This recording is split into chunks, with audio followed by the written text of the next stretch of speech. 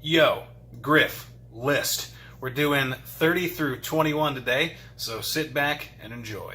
Coming in at number 30 is Shovel Knight. So, if you paid attention to this list so far, you should be able to recognize that nostalgia is a powerful thing indeed. It's governed a lot of the placement of games on this list so far, and so it should come as little surprise that there are several games companies out there that choose to capitalize on this powerful emotion. By creating games that harken back to an era of pixel graphics and chiptunes and raw difficulty. And I think, at least in my opinion, there is no game out there who captures the feel of an 8-bit game. Not so much the precise, accurate 8-bit experience, but what it felt like as a kid to play an 8-bit game, quite like Shovel Knight did. It is a relatively straightforward, almost Mega Man-esque style game. It's like Mega Man with like a map screen that reminds me of Super Mario Bros. 3, but the levels are definitely Mega Man, where they all kind of center around the theme of the boss and comprise of one-room challenges. And as you progress through the game, you get special abilities that you can use to interact with the world in various different ways, most of them being some kind of either traversal tool or weapon or both. And as you progress through the game, you get slightly more powerful. The game introduces new challenges to you. You can't tackle 100% of the bosses of the levels in any order that you like right off the bat, like you can with pretty much most of the mainline Mega Man games. But there's that sense of progression there. There is that undeniable flavor to it that makes it feel like the genuine article. And yeah, like I said, there are some things that would probably be technically impossible if this game were to come out on the original Nintendo, like Mega Man did. For example, I think maybe the color palette's a little richer than the original Nintendo was capable of doing, but it captures what it feels like, or what it felt like, to be a kid playing an 8-bit adventure like that. And for that, it earns its spot on this list. It's also just super fun, really tight. I love the level design. I love the characters in this. It's funny, super tongue-in-cheek dialogue. I like the medieval aspect, the mere fact that you're a knight who fights with a shovel. I mean, come on. That's just charm distilled down to its sheer purity. So Shovel Knight absolutely earns its spot here on the list. I believe it was my favorite game from 2014. Yeah, excellent game.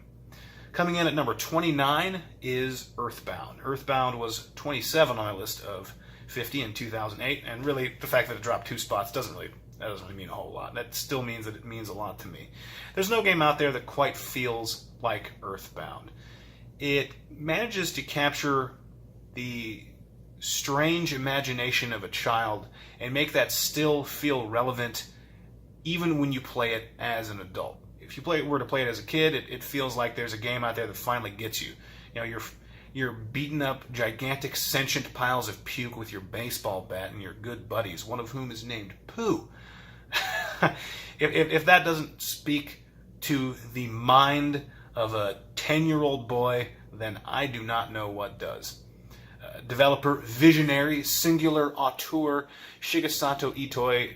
This is the middle installment in his Mother series. This came out in Japan as Mother 2, and for a lot of people, it is the only game from the series that they have really ever played. It's really the only one that's gotten a full recognized release here, tailor-made for American audiences. They finally did re-release Mother 1 as Earthbound Zero a while back, or what do they call it? Earthbound Beginnings is what they decided to call it, was the official release. But that game's pretty dated and kind of annoying to play. This game takes a lot of the ideas from that game, where it brings the imagination and the worldview and the hopefulness that like a 10-year-old boy would have, and turn it into a turn-based RPG with weird music and weirder enemies and sometimes even weirder friends. And it also manages to hit you with some surprising feels and some shocking dark moments, especially near the conclusion as you're going up against the big bad Gygus, who feels like this uncontrollable, like this force of evil that can't even control its or understand its own form. It's just like this weird, chaotic evil in its basest form, and it's actually terrifying. It's one of the scariest fights in any game, and the fact that you're taking him on as children just makes it even scarier. Really effective game, still to this day, and it is a yardstick by which many sort of cutesy, tongue-in-cheek RPGs sort of measure their worth against still to this day. I think Undertale, which I mentioned on the list, definitely indebted to it. Lisa, which is a game I've never played, but definitely is indebted to Earthbound 2, just in terms of the feel of the game and the atmosphere of the game. So an important game, and for a lot of people an underrated game, a missed game. If you haven't ever checked it out, please do. Earthbound. Coming in at number 28 is Bioshock Infinite. Bioshock Infinite is a game that came out in 2013, and for a lot of people did not deliver on the promise of its trailer. The trailers admittedly sort of showed a game world and gameplay that was a little bit more open, had a few more options. You were allowed to play with the game world in a few more interesting ways, and Bioshock Infinite came out and eventually felt a little more insular and more self-contained, and for a lot of people that turned them off. But for me, Bioshock Infinite was an incredible experience, unlike anything that I have played before or since. Okay, it was a little bit like Bioshock in terms of its approach to game world, its approach to story. Certainly the audio diaries harken back to that Bioshock feel. But this is a game that's maybe less immediately scary, but is definitely as immediately driven by its atmosphere. You play as Booker DeWitt, and you go up into this heavenly, perfect version of America that floats above the clouds called Columbia. And up here, things are, in a way, they're in order, right? But in a much more accurate way, this is more of a dictatorship, more of crazy jingoist type stuff where slavery's still around and alive and kicking, and it says a lot of things, has a lot of things to say about patriotism that I think are surprising and not a whole lot of other games choose to deal with or engage with in any meaningful way. And it also brings in this alternate reality type theme with Elizabeth's powers. Elizabeth is this girl that you are tasked with finding and rescuing from her prison in the sky, and she has these abilities to pull in stuff from other timelines, other worlds, and that begins to get wrapped up in the story in a lot of interesting ways, and it culminates in a conclusion that lasts about 10 to 15 minutes that, if you're anything like me, will leave you gobsmacked. You will be sitting watching the credits roll, and your jaw will have been completely removed from your body, smashed down into your floor, and you will just be like, wow, this game just delivered one of the most impactful and cinematic endings to a game that I've ever seen. And I think a lot of the reason that it sticks out so well in my mind is because of how great that ending is, admittedly. But the game is more than an ending. There's the beginning, which is amazing. The first time you walk into Columbia, gorgeous. You know immediately that this is going to be a novel experience just based on the type of world it's trying to create and the flavor that it brings, which you're not going to get anywhere else. And it middles well too. I mean, the gameplay is relatively straightforward shooter, but you also have the powers, the vigors that you get, which are like the plasmids from Bioshock, a lot of really crazy fun abilities that can be used solo or in tandem with other powers or with guns in really creative and fun ways. You can use Elizabeth's powers. You can use the skylines to zip around the battle arenas in a lot of fun ways. It's just a fun traversal mechanic. There's just something about Bioshock Infinite that I continue to think about and meditate on. It is a very poignant experience for me, and for that, it definitely earns its spot on the list. Coming in at number 27 is Super Mario Odyssey, which came out last year to rave reviews and people slavering over that game. I mean, Nintendo had a knockout year in 2017. let it just be stated that they dropped. I mean, if I were to rank all my games that I played from 2017, I am fairly certain that Nintendo would take at least 3 spots out of the top 5, at least 3, maybe 4, because Super Mario Odyssey is just an incredible game. I touched on it a little bit in the last video, but it just feels like completely free creativity. Like they just went sort of nuts with the creativity in this world. Lots of strange new characters, like the little Calaca skull people in the Sand Kingdom, or the watering robots from the Wooded Kingdom. Every kingdom that you visit has this special species of people unique to that world. You have the little puffy polar bear balls in the Snow Kingdom. You have just what are essentially just flat out humans in the Metro Kingdom. And seeing how every world has this completely different flavor as you go to it is really rewarding and constantly fun, and it asks you to continue going on this journey just because you never know what's going to come next. You never know what kind of mood or flavor or art style is going to be right around the corner in this game. Some people have criticized Super Mario Odyssey for lacking focus in terms of art direction, because you have a world like the Gourmet Kingdom, which has sort of this interesting, really simple, unitoned look to it, really cartoony. And then you have a world like Ruined Kingdom, which looks like Dark Souls. Dark and gritty. You fight this dragon, which looks like it came straight out of Skyrim or something. And so, I mean, I don't really see that, though. To me, it is just, I can feel the game developers having fun and wanting the players to have fun too, to discover all the worlds that they created, and to just let their imaginations run wild, let the player just run around in these huge playground, sandbox-type worlds filled with hundreds and hundreds of moons to collect. I have dumped a ton of hours into this game, and I know several of my friends out there have too. I hope you have as well. If you have a Switch, there is no reason, you have no excuse not to play Super Mario Odyssey. It is just a plainly fun, purely good experience. Please try it out. Coming in at number 26 is Mother 3. This was not on my list in 2008 because I hadn't played it yet. It never really released in America, but there is an amazing English translation that was done by fans. But it's essentially, it was done by people who are translators by trade, so it is essentially professionally done, and it's completely free. And since Nintendo is basically completely uninterested in selling Mother 3 to an English market, despite having several opportunities to do so and a relatively vocal fan base behind it, they just seem uninterested in trying to get that game to work over here. So I think that you are completely within your rights to go and get a ROM of Mother 3 and smash that fan translation on there and just have yourself an amazing, unique experience, because I feel like Mother 3 is an even more focused and honed version of Mother 2 Earthbound.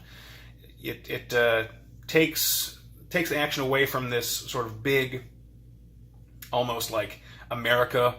Like a lot of Earthbound feels like a parody of America in a lot of ways. It takes it away from. I mean, it's even called Eagle Land is the world of Earthbound, which, you know, eagles are our mascot right here over in America. Love them Eagles. It takes that action and puts it onto this like small island, which is like this own community, and has a few things to say about how technology and advancements in technology, and especially like entertainment technology, can, through its advancement, ruin a lot of the beautiful simplicity of society. It has a few things to say about that. It also just delivers a few really sad moments and poignant moments, while also delivering that weird, funky flavor and humor that has become a trademark of the Mother series that certainly was on display in Earthbound. I played Mother 3 a few years ago for the first time. I wanted to do it legit, or as legit as possible, even though the fact that it's probably completely illegitimate, because I got a flash cart which already had the translated ROM on it, and I played it in an actual. I played it on my DS, but this is a GBA game for those of you who are wondering. And it felt like it was immediate to me how badly this needs to come out and be available to a wider audience, because it has such a unique and interesting flavor to it that is an experience that I want everyone to have. So if you have not tried this out, I implore you, go find the tools to put this experience together for yourself and just get lost in it. This world needs more attention. It needs more people shouting that it should be released here in America and elsewhere other than Japan, because it is such an important experience that I think to have as a gamer. I'm glad that I have had that, and it sits here probably on my list. I like it better than Earthbound, but not by a whole lot. Usually just a few spots away. But Mother 3, I absolutely love it. Love that game. Coming in at number 25 is Dark Souls. Hi, Dark Souls. So I talked about Dark Souls 2 briefly, way back in like part 2 or something like that. I didn't get to Dark Souls until relatively recently. It is a dark fantasy action RPG series by From Software. That is, I mean, no one can really talk about Dark Souls without talking about its brutal difficulty, right? The game is hard. The special edition of Dark Souls is called Prepare to Die Edition. This is a game that clearly wears its difficulty with a level of pride and with a smirk on its face. And that's okay. The game never really ever feels mean about it, which I think is important. There is a risk-reward mechanic with the way souls work. As you kill enemies, you acquire souls, which have the dual purpose of being both currency for buying items from vendors and stuff, and also experience. It's how you level up. And the game sort of tempts you to go a little bit further, get a little bit more souls. And the more souls you have, the more costly it'll be to die. Because when you die, you respawn back at the most recent checkpoint you have, these bonfires throughout the world, and you drop all your souls where you died. And so now the new mission becomes get to where you died and pick up those souls again. Because if you die on the way to your soul pile, those souls will be gone forever. And this is actually a risk-reward mechanic that they worked into that is so basically appealing and endearing, and it makes for a lot of interesting gameplay moments. It's so good that they actually put that into Shovel Knight. I didn't mention that, but Shovel Knight has a very similar risk-reward mechanic where you can actually even destroy checkpoints. But that's that game. This is this one. And Dark Souls really draws me in because the gameplay is just, I mean, so simple, at least at a glance, right? I mean, you're looking for attacks, you're blocking attacks, you're rolling out of the way, and you're attacking when you have the opportunity. But there is a surprising bit of depth there. And once you get the mechanics down, I think this game is going to feel like you're just like bashing your head against a wall for hours and hours and hours. Maybe you make no progress at all, but then suddenly, like, you'll bust through, and you'll like surge through the next several areas. Maybe you'll hit another wall that's just that the difficulty just gets you over and over and over again until you bust through it again. And eventually, you'll have such a complete understanding and command over the mechanics and gameplay that you'll just be able to breeze right through almost every challenge that it has to offer. You can feel yourself becoming better at the game. It's hard, but it's not unfair. You always know exactly where you went wrong. For the most part, there might be some cheese here or there. There's maybe one or two mean tricks the game pulls on you, maybe once or twice. There might be a hitbox here or there that reeks somewhat of BS. But for me, the game follows its own rules. It has very strict rules, but it follows them and asks you to follow them, and that's just perfectly fine. Also, I just love the dark fantasy world that it creates. It's a place that I constantly find myself wanting to go back to. It feels like a guilty pleasure almost, indulging in this world of dark, weird fantasy. And I like the story. The lore of the world is fun to sort of dig into. You kind of have to find it. You have to go hunting for the lore in this game, looking at item descriptions, having optional conversations with NPCs, watching a few videos online certainly helps explain things. But it really creates an overall package that I find incredibly endearing, and I'm so glad that I took the chance and tried it. If you're intimidated, I understand. If you tried it and you died straight for 5 hours and you hated it, I understand. Give it a second chance. Give it a third chance. I think once you bust through, you'll find something here that's worth exploring. At least I did. I hope you do too. Coming in at number 24 is Super Mario Galaxy. This was number 16 on my list of 50 in 2008, so it's dropped a little bit. And it's surprisingly maybe above, surprising for some people maybe, above Super Mario Odyssey. And admittedly, it's maybe a slightly less epic of experience in terms of the size of the levels and whatnot.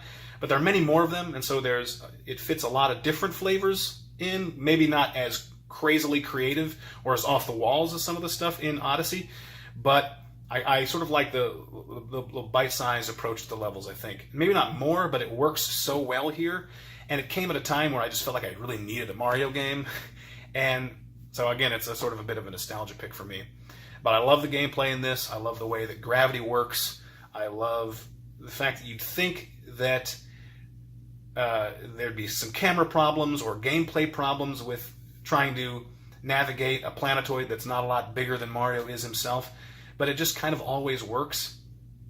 And I love the orchestrated soundtrack in this thing, just completely gorgeous still to this day.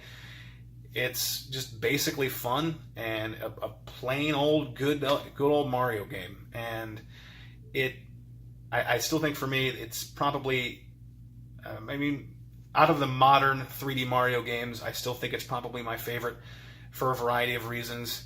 And I think one of those reasons is because it just arrived at a really good time. Looked at platforming in a different way, looked at the series in a different way, and really brought it all together and created a super fun package. So Mario Galaxy, for sure, number 24. Coming in at number 23 is Grand Theft Auto 4. This was number 15 on the list of 2008. 23 here today. Grand Theft Auto 4 is my favorite Grand Theft Auto game. It does all the things that I want the Grand Theft Auto series to do. Feels like a parody of America. Has fun gunplay. This might be a sticking point for some people. I know that people who are really driven in toto by gameplay find the driving and stuff in Grand Theft Auto 4 to be a little clunky and weird.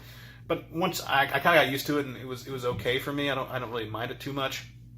But I loved exploring the world. I loved all the characters in this. And that's what I really think makes Grand Theft Auto 4 my favorite, is that it has, for me, the most memorable characters and story.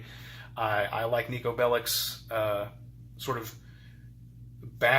his backwards experience at attaining the American dream, and I like how what the game says about how difficult that is for somebody who's lived his life only one way for so long and is trying to experience America for the first time. It's just, I mean, and aside from that, it's just solid Grand Theft Auto. A lot of game here, lots of fun side stuff to do. You can do lots of stupid crap if you feel like it, and you can do lots of serious crap if you feel like it. And the fact that the game manages both of those tones with equal alacrity means that it's really good and speaks to Rockstar's proficiency as a developer and as a master of several different tones. So Grand Theft Auto 4, I love it. Coming in at number 22 is Fallout 3. Now, for some people, this game is inferior to Fallout New Vegas. I think Fallout New Vegas probably has a better story, but Fallout 3 was my first Fallout game. I think a lot of people also really a lot of people who played Fallout 1 and 2 really diss on the new sort of Bethesda Fallout games and how they don't really get what made the original Fallout games great. That's fine. I've never played those. For me, Fallout 3 is a memorable experience, which sort of took the skeleton, the bone structure of the gameplay in Oblivion, and it added guns and changed the world from high fantasy to this post-apocalyptic wasteland.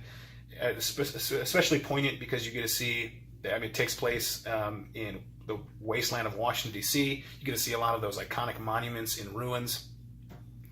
And I just spent a lot of time with it in the first time through this game.